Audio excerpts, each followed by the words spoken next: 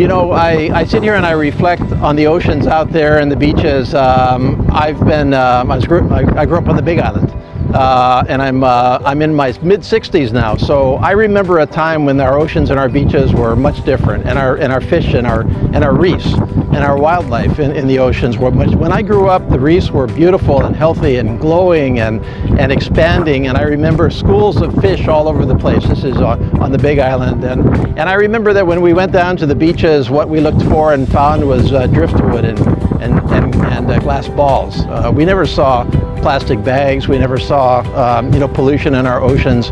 And of course, since I grew up in the Big Island, in the space of 2 generations, our oceans are at risk, our beaches are at risk, our fisheries are at risk, and it's all our doing. It ain't nature's doing, it's our doing.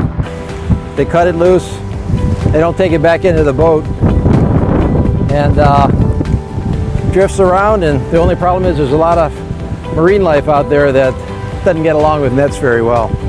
And so this will entrap them in a lot of different ways. So this is like a floating death trap. And so I look at this as a time of great challenge for our oceans and for our marine environment, really stretching from where we are right here, which is part of our marine environment, way out there to Alaska and beyond. And I see that risk, and you've all seen that risk in your lifetimes, and many of you have grown up with that risk. On the other hand, tremendous opportunity. Just the fact that we're here right now, celebrating Reef Day, 10, 20 years ago, that was a figment in the imagination.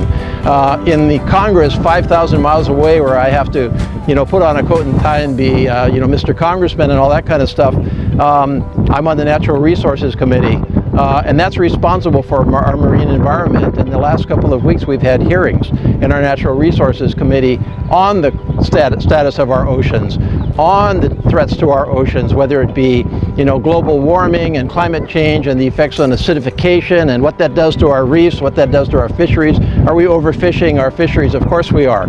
And of course what we're talking about here, which is just massive man-made pollution of our oceans. Madam Chair, I rise in support of my amendment to H.R. 9, which would recognize the importance of the oceans to our global climate system and the international efforts underway to include our oceans in nationally determined contributions, or NDCs, under the Paris Agreement.